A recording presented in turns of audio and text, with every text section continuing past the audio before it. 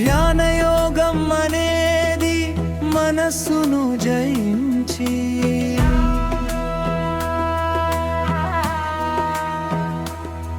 ధ్యానం ద్వారా పరమాత్మతో ఏకత్వం పొందే మార్గం.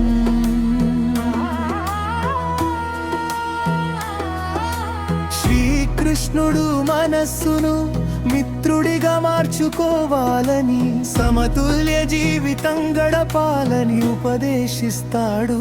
మనసుని జయించరా, మహాశక్తి పొందరా, ధ్యాన దీపం వెలిగించి దివ్య మార్గం చేరా.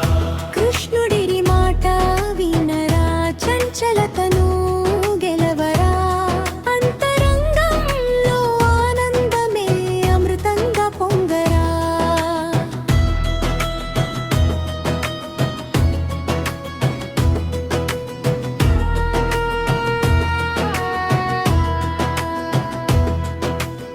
కర్మ చేసి ఫలమును విడిచిన వాడే యోగిరా. సుఖ దుఃఖాల మధ్యలో స్థిర మనసే శక్తిరా.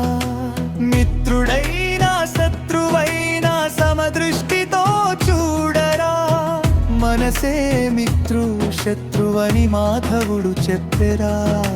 నిశ్శబ్దమైన చోటలో ధ్యానాసనం వేయరా, నిటారుగా కూర్చొని నామస్మరణ చేయరా. ఆహార నిద్రలన్నీ మితంగా ఉంచరా. సమతుల్య జీవనంతో శాంతిని పొందరా. మహాశక్తి పొందరా, ధ్యాన దీపం వెలిగించి దివ్య మార్గం చేరరా. కృష్ణుడి మాట వినరా, చంచలతను గెలవరా, అంతరంగంలో ఆనందమే అమృతంగా పొంగరా.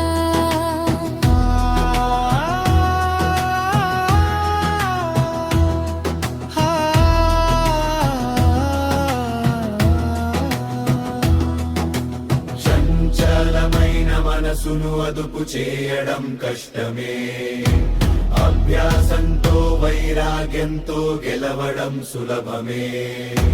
పడిపోయిన భయమెందుకు, మార్గం మళ్ళీ దొరకదా. యోగి చేసిన ప్రతి ప్రయత్నం వృథా కాదురా.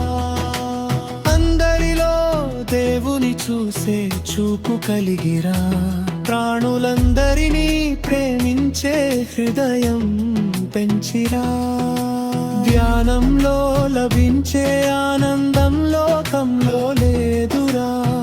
కృష్ణ చరణం చేరిన వాడే నిజయోగి అయ్యేరా. లేచిరా ఓ మనసా, ధ్యాన మార్గం నడచిరా.